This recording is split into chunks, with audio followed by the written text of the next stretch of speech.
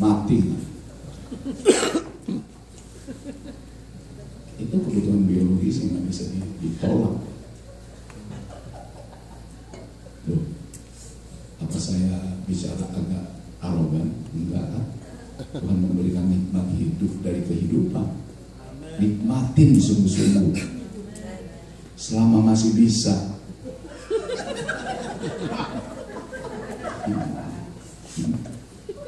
Saudara ketawa.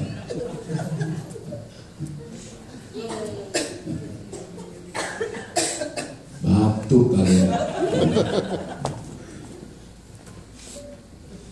Ada satu ayat lagi bagus ayat ini. 1 Korintus pasal 15 ayat 33. Mari kita bis lebih baik. Kalau saudara punya bis ya, bahasa Indonesia keseharian mungkin bisa dipergunakan. Saya baca kalau tidak ada bis. Ada bis, bus sekolah, bis. Nggak ada. Nggak ada. Oke, yang biasa. Tetapi saya baca bis begini mengatakan, janganlah tertipu. Kalau yang itu karena janganlah kamu sesat. Jangan disesatkan, janganlah kamu tertipu. Pergaulan yang buruk merusakkan akhlak yang baik. Di sana dia pergaulan yang buruk merusakkan kebiasaan yang baik. Ini dia terjemahkan kata akhlak, karakter, paradigma. Hancur toh. Jangan bergaul sembarangan.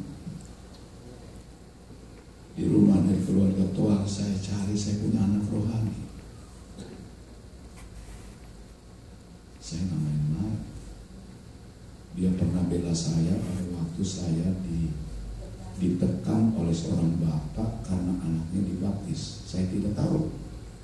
Pada waktu itu kurang lebih ibu orang ada di sini 500 anak muda, dia lari dari atas. Di Tondano kan ada seperti lembah, dia naik. Saya tantang dan saya selalu berkata, yang mau terima Yesus dan dibaptis, lari. Ada satu anak-anak polisi. Oh, dia berpapa, dia cari mana pendeta bola. Itu jawara itu yang belum dekat sama saya yang bantu saya. Tuhan pakai dia. Lalu dia bilang, om boleh kita ikut kakaknya? Oh boleh. Mana harus potong mana karena dia rambut keriting, curl. Lalu itu sampai di sini. Dia papa juga begitu rupanya. Papa, anak, adik itu jawara di Tondano. Pakai topi koboi.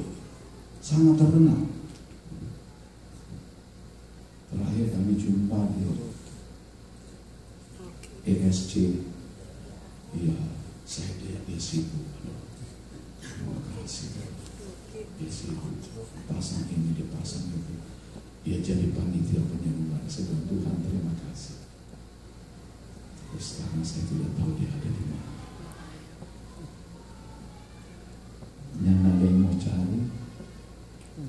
So berapa kali kita minta tolong dikasih HP untuk saya bicara sama anak saya. Itu hasil dari penginjilan saudara.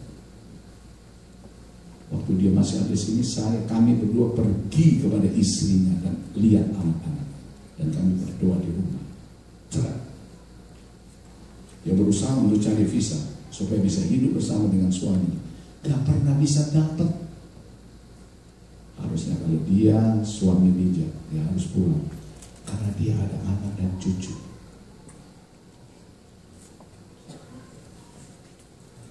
Tolong kasih tahu salam cinta dari ayah rohani pendeta MPH Doa untuk dia. Saya dipanggil Menteri Kementerian Agama. Jam 6 saya sudah bangun dalam ketakutan sebagai manusia. Jam 7 saya sudah ada di sana. Itu dia, anak-anak sekolah, mana pendeta bolang dorang mau buku. Karena saya bicara tentang baptisan naik. Waktu itu 500 anak muda sampai kewalahan kita orang baptiskan dorang. Saya dipanggil Kementerian Agama. Lalu begitu saya sudah di dalam, saya dengar ribut-ribut di luar. 2 kali. Mana kata orang pegang bala? Dia masuk, yang mau periksa saya bilang, nyanda, orang cuma mau tahu nama itu pendeta bola. Nyanda apa? Saya diadili kok. Salah satunya ini orang yang saya sebut itu. Jadi sudah 2 kali dia dipakai Tuhan untuk menyelamatkan hidup saya. Kalau enggak, saya nggak pernah bisa masuk di dalam. Kalau itu Tuhan kerja luar biasa. Saya renggang keluar. Sementara itu para pegawai ada di depan pintu kamar-kamar. Itu kan kamar panjang, blok-blok. Pulang, orang makan enak-enak, nggak ada masalah.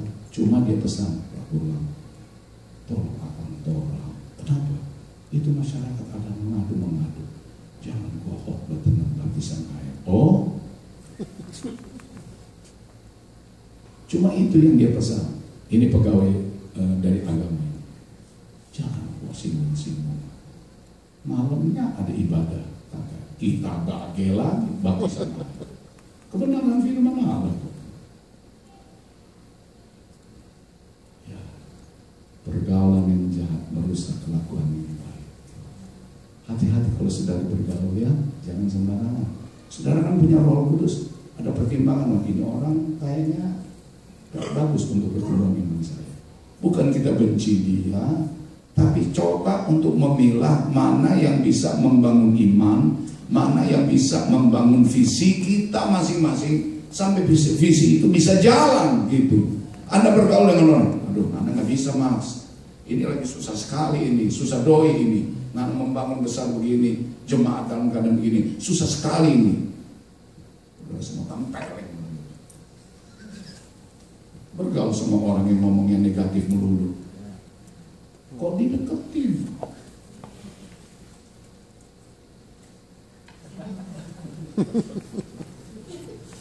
Mulu-mulu.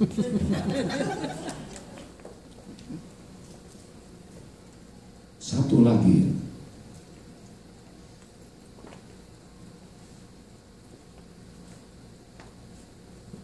ini Paulus, dia berkawannya di mana Paulus?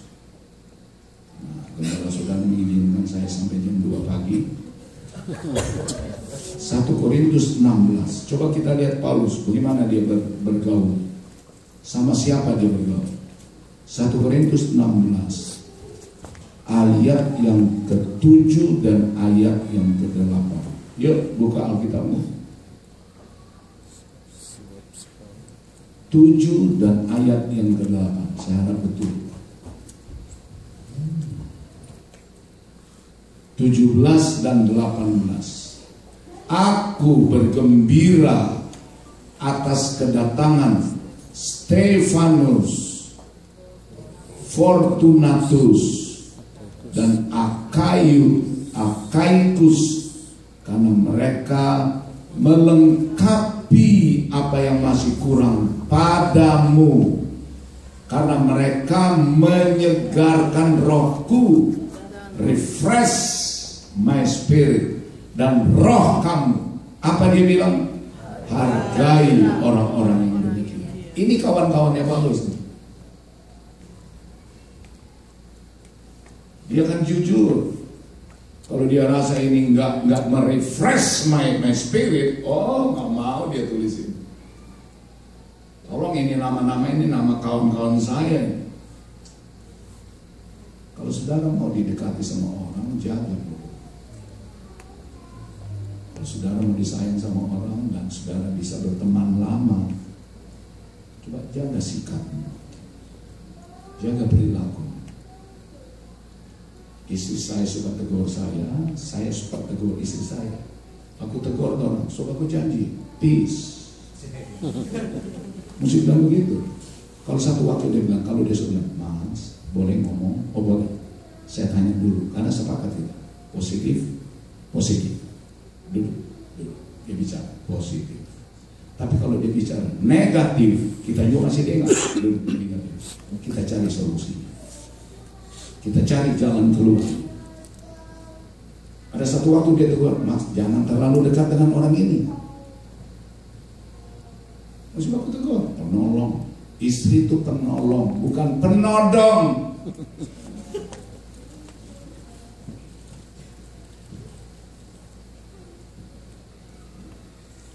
Masih mau lagi? ini atau suami berhenti John?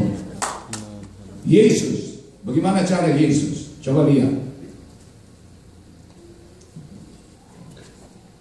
Markus pasal yang kelima.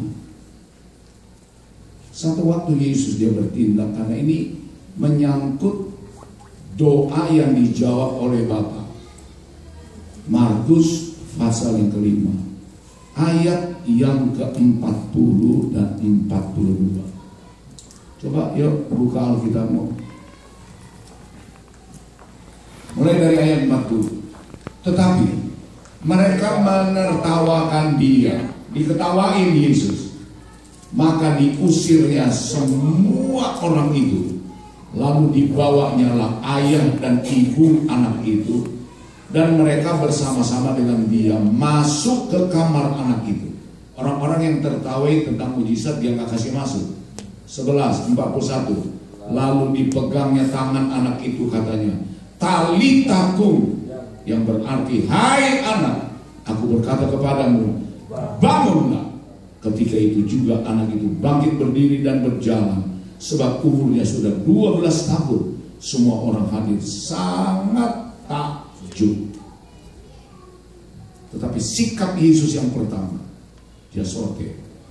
Kalau nanya, nana pansosebe, nana peimannya betul. Keluar, nggak boleh naik. Dan itu pengalaman saya.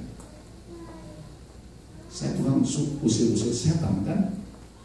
Jadi kalau saya baru pulang penginjilan, istri saya sudah tahu. Dia kasih tahu, hati-hati, Om tidak bisa lihat sesuatu yang salah. Karena maaf, kalau di rumah saya kayak perempuan, semua saya yang atur. Sampai beli perabotan, betul, coba tanya. Ibu orang ini istri yang paling berbahagia. Tinggal duduk, kelar, nanti kita yang pilih dia mau warna apa, jadi. Jadi kalau kita pulang, kita suatu taruh di sini, kita perhatiin, mana yang? Mana yang? Waktu itu Robi, mana Robi? Ini, di mana? Kenapa nggak kasih pindah? Setan mana? Karena baru habis usir-usir setan.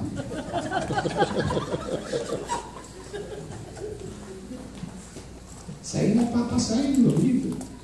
Penginjil itu begitu, karena terbiasa usir setan. Kalau dia baru pulang, itu roh masih berapi.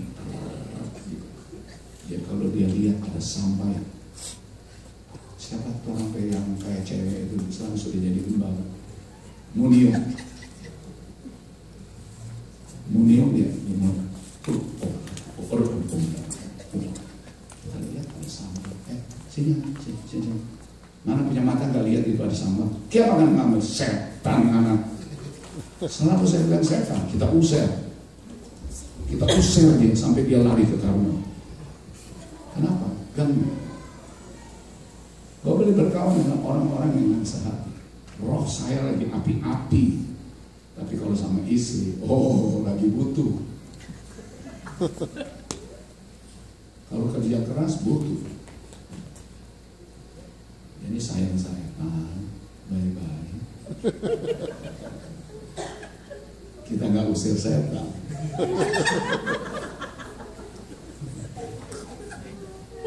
Lalu dia jawab, itu sudah ada makanan yang kamu suka. Apalagi makanan yang membangkitkan semangat. So tersedia. Tapi apa dengan orang ini? Supaya menghasilkan mujizat. Saya harap kebenaran firman Allah yang sangat sederhana pada hari ini mengambil tempat yang paling baik. Ayat yang paling tidak disuka, tetapi sebagai penutup dari khotbah saya terakhir untuk sementara. Insya Allah kita berjumpa kembali. Mari kita buka Amsal 6. Tolong dimunculkan. Amsal 6. Amsal Sulaiman pasal 6.